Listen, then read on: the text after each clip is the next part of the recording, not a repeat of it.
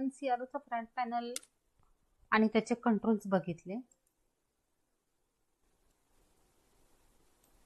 मागच्या भागामध्ये आपण सीआरओ आणि त्याचे फ्रंट पॅनल कंट्रोल्स पाहिले.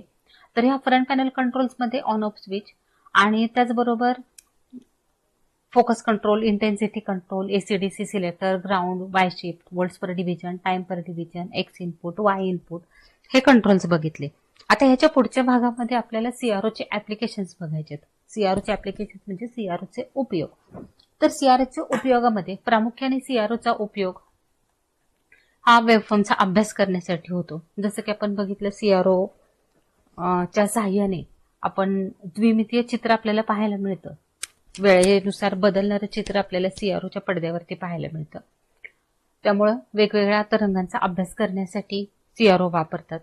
त्याच पद्धतीने एसी आणि डीसी व्होल्टेजचे मोजमापन सीआरओच्या सहाय्याने आपण करू शकतो. विद्युत प्रवाहाचे मोजमापन, टाइम पिरियडचे मोजमापन, फ्रिक्वेन्सी मोजमापन आणि लिसाजस पद्धतीने मोजमापन इत्यादी हे उपयोग आपण सीआरओच्या आता ह्या पाठामध्ये अभ्यासणार आहे. तर आता सुरुवातीला वेव्हफॉर्मचा अभ्यास करणे.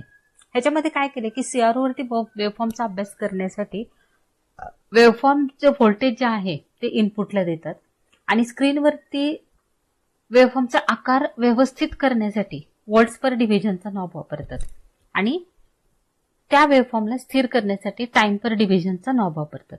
वोल्ट पर डिव्हिजन नॉब वापरल्यामुळे काय होतं, त्या वेव्हफॉर्मचा आकार जर खूप मोठा होत असेल, स्क्रीनच्या बाहेर जात असेल, तर तो कमी करण्यासाठी किंवा योग्य मापात कमी होण्यासाठी हा वोल्ट पर डिव्हिजनचा नॉब वापरतात. आणि त्याच वेळेला जर हा वेव्हफॉर्म असा पळत असेल, उजव्या डावीकडून उजवीकडे असं जर सातत्याने हलत असेल किंवा फिरत असेल, तर तो स्थिर करण्यासाठी टाइम पर डिव्हिजनचा नॉब वापरतात. म्हणजे थोडक्यात काय, व्होल्ट पर डिव्हिजनच्या नॉब जो आहे त्याच्या साह्याने वेव्हफॉर्मची उंची कमी जास्त केली जाते आणि टाइम पर डिव्हिजनच्या नॉबने आडवं अंतर किंवा वेव्हफॉर्मचा आकार व्यवस्थित स्थिर करण्यासाठी हा टाइम पर डिव्हिजनचा नॉब वापरतात. म्हणजे टाइम पर डिव्हिजन हा नॉब फ्रिक्वेन्सीशी संबंधित आहे आणि व्होल्ट्स पर डिव्हिजन नॉब अँप्लिट्यूडशी संबंधित आहे. आता इथं सीआरओच्या साह्याने डीसी व्होल्टेज मोजमापन कसं करतात ते पाहायचे आपल्याला. हे सीआरओच्या पडद्यावरती इथं जर बघितलं तुम्ही तर इथे ही हिरवी रेषा ही आपली एक्स अक्ष जो सुरुवात मधला असतो, जिथं आपल्याला ही डार्क कलरची रेषा दिसते, तर ही रेषा वरती शिफ्ट झालेली दिसते. तर ती कशी शिफ्ट होते किंवा ते एसी व्होल्टेज डीसी व्होल्टेज कसं मोजायचं हे आपण बघणार आहे इथे. तर सीआरओ ऑन करून पहिल्यांदा पडद्यावरती आडवी रेषा मिळवायची. म्हणजे कशी की सीआरओ सुरू करायचा, एक इथं ठिपका दिसतो प्रकाशित झालेला किंवा रेषा खालीवर दिसेल किंवा अन्य काही. तर वेगवेगळ्या बटनांच्या सहाय्याने काय करायचं आपण, व्होल्ट्स पर डिव्हिजन नॉब तुमचा ऍडजस्ट करा, टाइम पर डिव्हिजनचा नॉब ऍडजस्ट करा आणि बरोबर स्थिर अशी हिरवी रेषा काय होते इथं स्क्रीनवरती मिळवायची. त्याच्यानंतर आता डीसी व्होल्टेज मोजायचंय म्हणून काय केलं जातं, तर डीसी सिलेक्टर स्विच जो आहे तो डीसी मोडवरती ठेवायचा आहे. डीसी वरती नॉब ठेवल्यानंतर किंवा डीसी मोडवरती सिलेक्टर स्विच ठेवल्यानंतर हे वाय टोकाला इनपुट व्होल्टेज लावल्यानंतर, म्हणजे जे व्होल्टेज आपल्याला मोजायचे ते वाय इनपुट टोकाला लावलं जातं आणि त्यावेळी काय होतं, स्क्रीनवरती ही जी हिरवी रेषा आहे ती वरती शिफ्ट झालेली दिसते आपल्याला. जर ही रेषा नाही दिसली तर त्याचा अर्थ काय की ती रेषा मे बी ह्या स्क्रीनच्या बाहेर गेलेली असेल, म्हणजे मोठी झाली असेल म्हणून दिसत नाही. मग त्यावेळेला काय करायचं आपण, उंचीचं बटन म्हणजे व्होल्ट पर डिव्हिजनचा नॉब फिरवून काय करायचं, ती रेषा आपल्याला दिसेल इतपत आपल्या दृष्टिक्षेपात आणायची.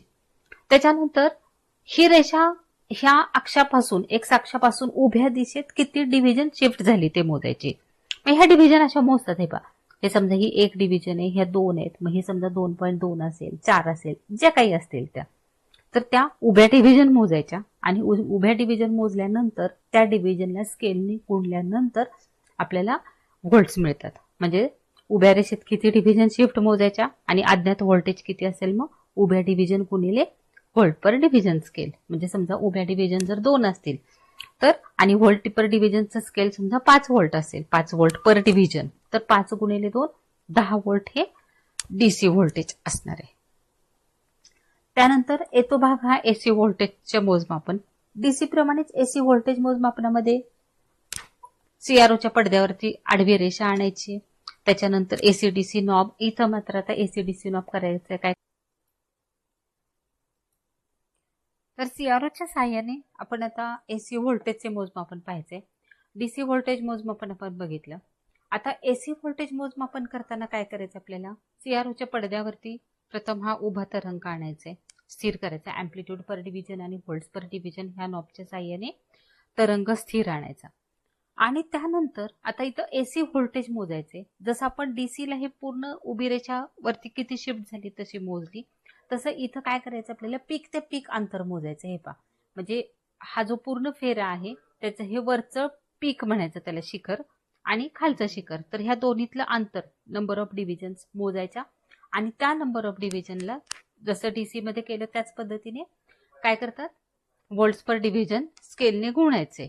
म्हणजे मग आता इथं काय करायचं की वाय इनपुटला जेव्हा व्होल्टेज आपण देऊ त्यावेळेला स्क्रीनवरती तो वेव्हफॉर्म व्यवस्थित करून घ्यायचा.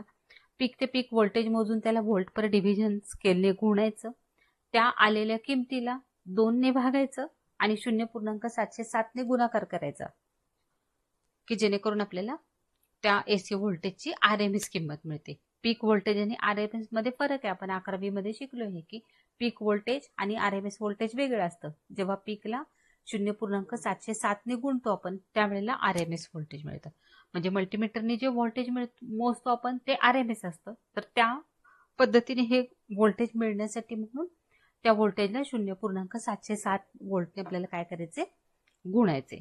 त्याच्यानंतर करंटचे मोजमापन डायरेक्ट करता येत नाही, मात्र इनडायरेक्टली कसं करतात, तर व्होल्टेज मोजायचं अगोदर, किंवा व्होल्टेज मोजण्याची जी कृती आहे त्या पद्धतीने काय करायचं, पहिल्यांदा करंट मोजायचा असेल तर त्या माहीत असलेल्या किमतीच्या रेजिस्टर मधून तो करंट वाहू द्यायचा आणि रेजिस्टरचा व्होल्टेज ड्रॉप जो आहे तो सीआरओच्या साह्याने मोजायचा. डीसी व्होल्टेज मोजायचं सीआरओ वरती आणि मग I is equal to V by R ह्या सूत्राने करंटचे मोजमापन करता येते. डायरेक्ट करंट न मोजता काय केलं जातं, त्याचा व्होल्टेज ड्रॉप मोजून I is equal to V by R ह्या सूत्राने करंट मोजता येतो. आता ह्याच्या पुढचं ऍप्लिकेशन आहे सीआरओच्या साह्याने टाइम पिरियड व फ्रिक्वेन्सीचं मोजमापन. अतिशय इंटरेस्टिंग आहे हा भाग. सीआरओच्या साह्याने फ्रिक्वेन्सी मोजमापन. छानपैकी तरंग सीआरओच्या पडद्यावरती दिसतो. काही वेळेला तो असा पळताना दिसतो, काही वेळेला दाटसर नुसता आडवा पट्टा दिसतो, बरोबर. जसं जसं आपण बटणं फिरवतो आपल्याला माहित नाही किंवा एक गंमत वाटते म्हणून आपण बटणं फिरवत राहतो आणि मग ज्या वेळेला आपण टाइम पर डिव्हिजनचं नॉब फिरवतो तेव्हा पट्टा दिसतो. ते कमी केले की थोडे थोडे तरंग दिसायला सुरुवात, एकात एक असे क्रॉस गेल्यासारखे.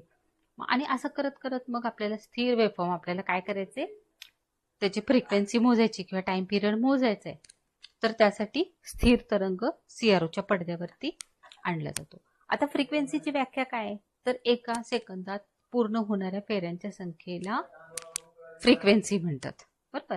मग आता फ्रिक्वेन्सी मोजण्यासाठी सर्वप्रथम आपल्याला टाइम पिरियड मोजणं गरजेचं आहे. मग टाइम पिरियड कशाचा मोजतात, तर एका पूर्ण फेऱ्याचा. हा फेरा इथून सुरू झाला आणि इथं संपला तर एक पॉझिटिव्ह अर्ध फेरा आणि एक निगेटिव्ह अर्ध फेरा असे 2 फेरे मिळून एक सायकल पूर्ण होतो आणि ह्या सायकलने पूर्ण केलेल्या अंतराला टाइम पिरियड म्हणतात. ठीक आहे. मग आता टाइम पिरियड मोजताना काय करायचं, तर पहिल्यांदा स्थिर वेव्हफॉर्म करायचा, त्याच्यानंतर आडवं अंतर मोजायचं. तर हे आडवं अंतर जे आहे ते काय येईल, आडव्या डिव्हिजन गुणिले टाइम पर डिव्हिजन नॉब. ठीक आहे. टाइम पर डिव्हिजनचं जे स्केल असेल त्या स्केलनी ह्या आडव्या अंतराला गुणायचं.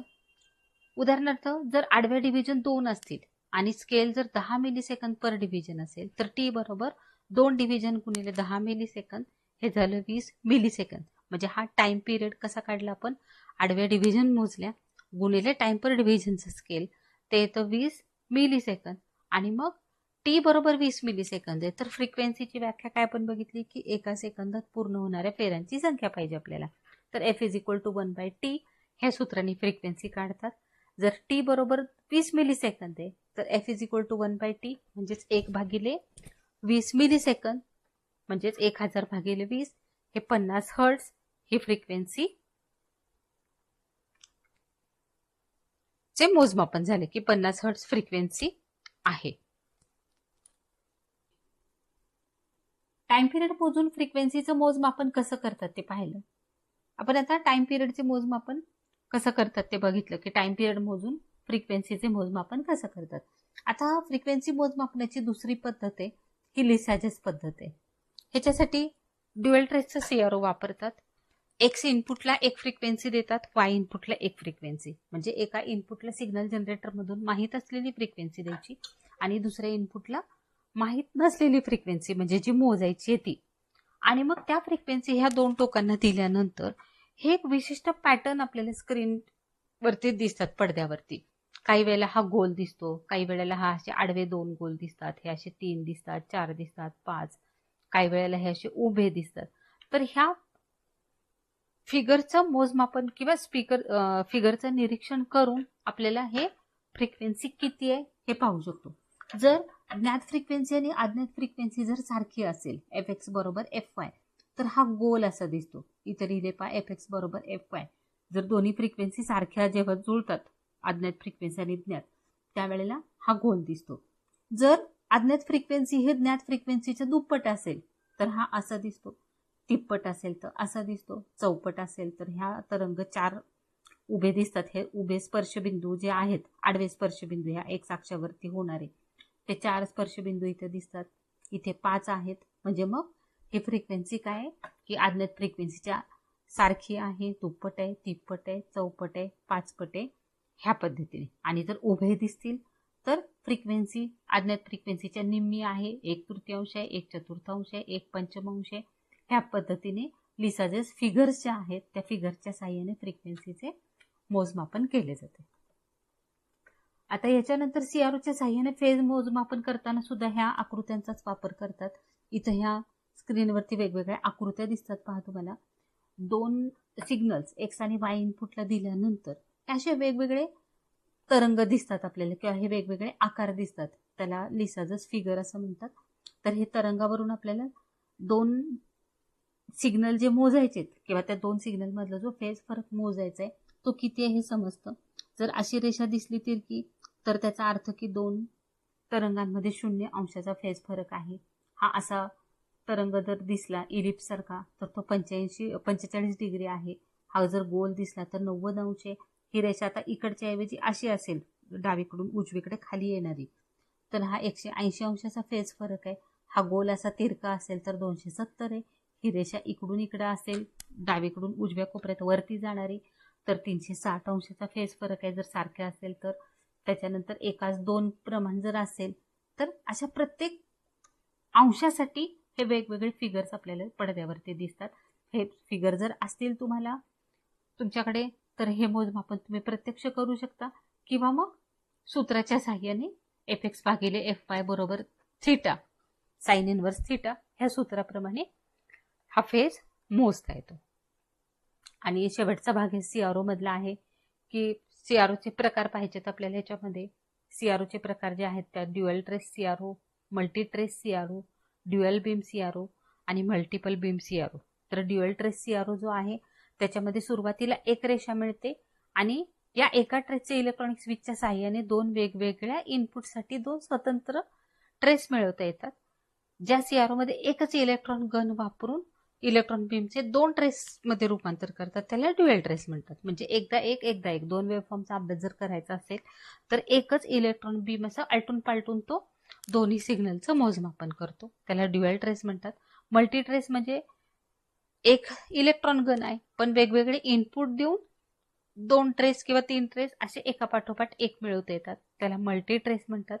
ड्युअल बीम म्हणजे ह्याच्यामध्ये मात्र आता इथं 2 इलेक्ट्रॉन गन आहे आणि एका वेळेला 2 इलेक्ट्रॉन बीम मिळाल्यामुळं एकाच वेळेला आपल्याला दोन्ही इनपुट स्क्रीनवरती पाहायला मिळतात. आणि मल्टिपल बीम मध्ये जे आहे ते मल्टिपल बीम मध्ये अनेक बीम तयार होतात. प्रत्येक बीमसाठी व्हर्टिकल प्लेट स्वतंत्र आहे आणि टाइम पेज जनरेटर मात्र सामायिक असतो.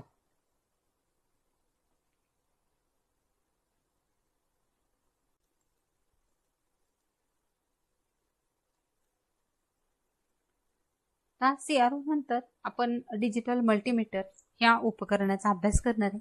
डिजिटल मल्टीमीटर ह्या नावावरूनच आपल्या लक्षात येईल की ह्याच्यामध्ये वाचनं जी आहेत हे डिजिटल स्वरूपात पाहायला मिळतात आणि याच्यामध्ये वाचनं जी आहेत ह्या डिजिटल मल्टीमीटरच्या साहाय्याने आपण ह्या रोटरी स्विच आहे, रोटरी स्विच इथं जर बघितलं तुम्ही तर इथं ऑफ पोझिशन आहे याची, इथं उजव्या बाजूला ऑफ पोझिशनच्या शेजारी AC व्होल्टेज आहे 200 आणि 750 ही रेंज आहे.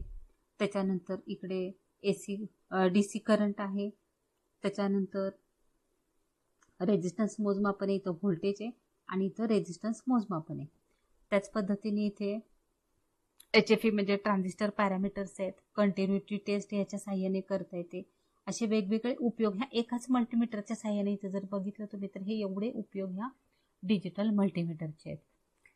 तर मल्टीमीटर वापरत असताना सगळ्यात पहिल्यांदा लक्षात ही गोष्ट घ्यायची की त्याची रेंज योग्य रेंजमध्ये मोजमापन झालं पाहिजे. जर कमी रेंज निवडली गेली आणि जर जास्त व्होल्टेज असेल इनपुट व्होल्टेज तर तो मीटर जळून जाण्याची शक्यता असते. तर मग जर आपल्याला व्होल्टेज माहिती नसेल किंवा अज्ञात करंट आपण मोजतोय की जो किती आपल्याला अंदाज नसेल तर सुरुवातीला काय करायचं, सर्वात मोठी रेंज घ्यायची आणि मग योग्य मोजमापन मिळेपर्यंत मग रेंज कमी करत आलं तरी चालेल. आणि जर तुम्हाला माहित असेल, आपण आता इलेक्ट्रॉनिकच्या लॅबमध्ये आपण जनरली DC व्होल्टेजचा वापर करत असतो किंवा आपल्याला जे व्होल्टेजेस आहे ते 20 व्होल्टच्या आत लागतात, साधारण 50ची रेंज घेऊन नंतर तुम्ही कमी कमी करत आले व्होल्टेज तरी चालेल. पण ज्या वेळेला मोठी उपकरणं दुरुस्त करतो आपण, TV असेल किंवा DVD असेल किंवा काय, मग अशा ठिकाणी आपल्याला माहित नसतं व्होल्टेज किती आहे.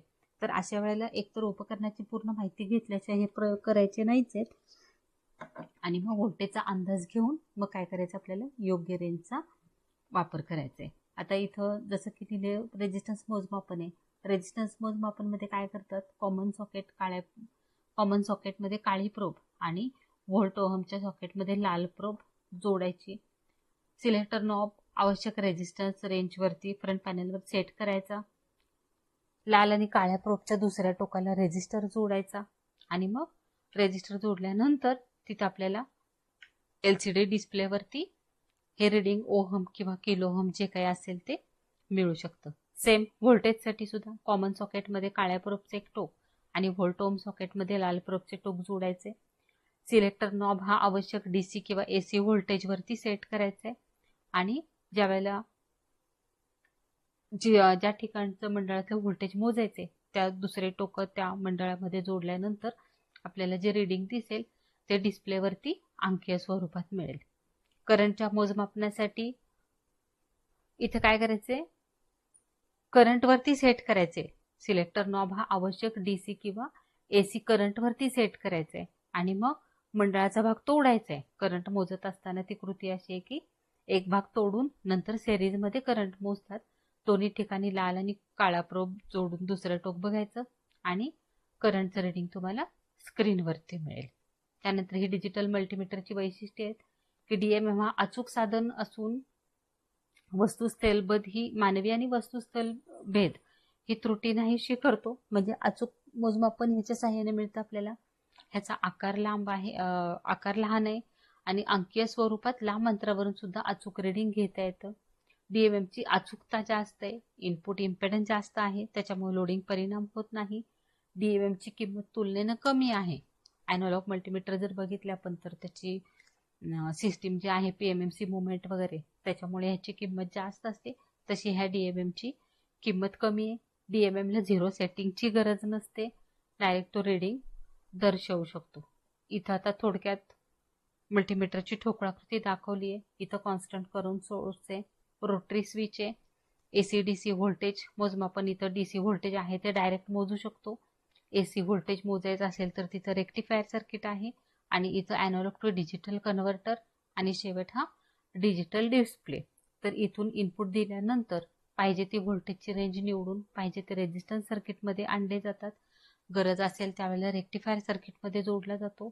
ACचं रूपांतर DC मध्ये होऊन डिजिटल डिस्प्ले आपल्याला वाचन दर्शवतो. तर अशा पद्धतीने हे डिजिटल व्होल्टमीटर किंवा डिजिटल मल्टीमीटरची ठोकळाकृती आहे.